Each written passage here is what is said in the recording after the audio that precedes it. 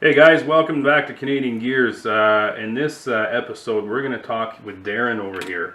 Darren is a former biker motorcyclist who was involved in an accident while he was drinking and driving. So I thought it was nice that we send a message out there to everybody on the importance of drinking and driving and how dangerous it can be. Darren, thank you for joining us. I really appreciate your time on this. No problem. Can you tell us a little bit of what happened the night of your accident? The night of my accident, because I have brain damage, really bad. But what I heard was before I went out, I drank a lot of alcohol, jumped on my bike, was going to Surrey to a dance club.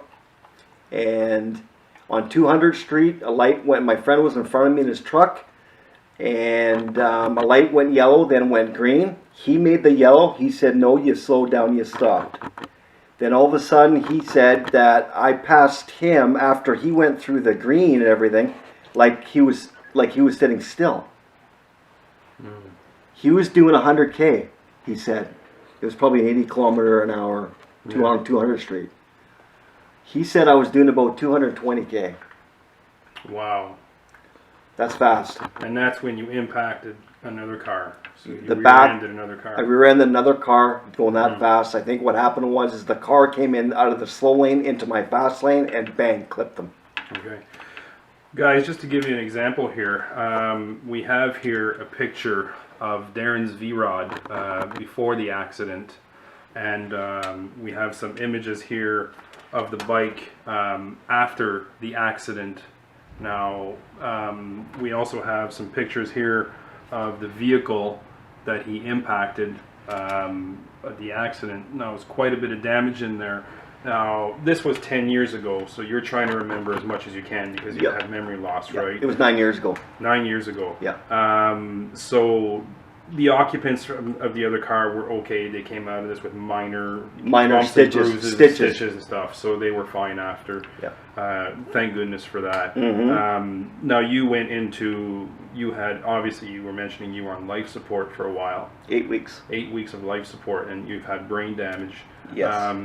Can you tell me now what kind of repercussions you're having from all that brain damage? What's your lifestyle now? Terrible. Really? I lost 35 years of my life. Okay. So trying to remember what girlfriends I had, I couldn't even remember my ex-girlfriend's name when I first came to. I could remember my family's names, my mother and my mother and my father and my two brothers, and their birthdays for that matter. Yeah. But I couldn't remember any of my life. Like I couldn't remember a lot of my life because of all my brain damage. I had 11 fractures to my head. Wow. Yes. That's incredible. And a lot of them were the front, so my temporal lobes were dead, my doctor said, and everything else. It was very bad. Wow, that's incredible. So I'm relearning it, still am. 9 years later, I'm still relearning everything.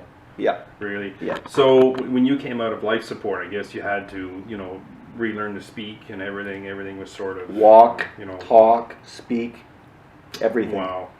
That's incredible. Now, how do you feel? Again, luckily the people you impacted weren't, gravely hurt, and this could have been a whole lot worse, in every way possible, right? Absolutely.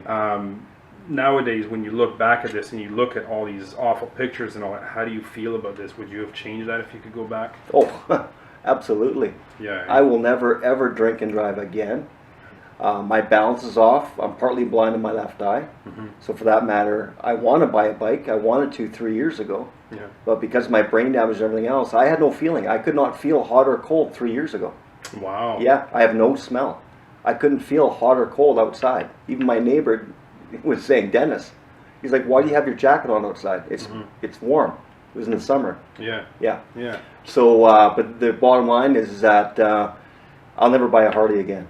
Yeah. Yeah. Even though all my friends have them, I'll never buy one again because God gave me a second chance to live when you only have a 5% chance of living. So you're never going to touch a bike again, and that's it. You're going to stay on four He gave wheels. me a second chance to live. Yeah. You're very lucky, and so are the people of the other vehicle. you know, I've always been an advocate of people who don't drink and drive. And I think when I met you, you know, your story impacted me a lot because, you know, it's very graphic and stuff. And I'm seeing the pictures here of the accident, and it's absolutely incredible that you came out of it the way you did, and them as well, luckily. And luckily no one else was injured. This is, you know, we're trying to send a message out there of the importance of not drinking and driving and using taxi services and using everything else. And Darren here is a prime example of what can happen, you know, not just to the person who was drinking and driving, but this, he, you know, turned the tables around. This could have been someone else. This could have been one of the persons in the car who would have lost their life. You know, a life is a life regardless of what it is or who it is. But now you're saying that you're on special medication and, you know, for the rest of my life, cognitive memory and stuff like that. And yeah, I'm on Exelon, the patch, which is my cognitive memory. I'm on carbamazepine, and that keeps me out of my seizures. So you also have seizures as well. I have it. Yeah. That's because of my medication. Okay, so you're but I'm on it for life. Yeah. I'm on Zyprexa. Yeah. That's my sleeping pill. I can't sleep without a pill. Fall asleep. I have a hard time falling asleep. Okay. And the reason being is because I lost 35 years of my life, and I'm trying to remember my past, and I can't. Yeah. So now what I do is forget about the past and just focus on what's happening now in the future. So not only have you lost a lot of the future, you've also completely lost your past. So your life is basically right now, you're living in the now. That's right. And you're trying to look, you know, so you've really, and all this from drinking and driving, folks. This is, you know, it's a very serious thing, and I really hope the message is out there. What else can you tell us about how you're feeling now? Like, when you recollect and you look at these images, how do you feel about all that? I feel I'm Catholic, and I'm from Alberta, and I was raised in Catholic schooling. And when you only have a 5% chance of living, being on life support for 7-8 weeks, I think it was 8 weeks or whatever else, even the doctors were amazed I lived. And it's because of the man upstairs. So I pray a lot, and I thank God a lot, and I just look at the pictures, and well, I will never ever do, and please, anybody, never drink and drive. It's not worth it. No, it really isn't worth it. Yeah. Darren, I really thank you for your time. You've been, you know, phenomenal. Thank you.